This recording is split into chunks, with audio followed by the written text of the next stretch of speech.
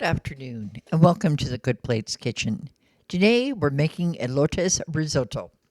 If you ever had Mexican street corn, then you know it's corn that's been covered with butter, mayonnaise, chili, and cheese, and it's absolutely delicious. So what we're doing today is we're going to turn that into a wonderful risotto. We're going to do it in the Instapot to make it even easier. We have chopped onion, and we have cotija cheese, risotto, corn, lime, better than bouillon chicken, and chipotle. If you have chicken broth or vegetable broth already on hand, feel free to use it.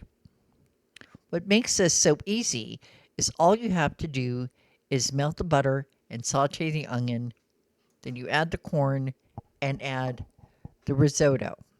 You stir it up so all the pieces have butter on them, and then you add the broth and stir that so everybody's in there very nicely.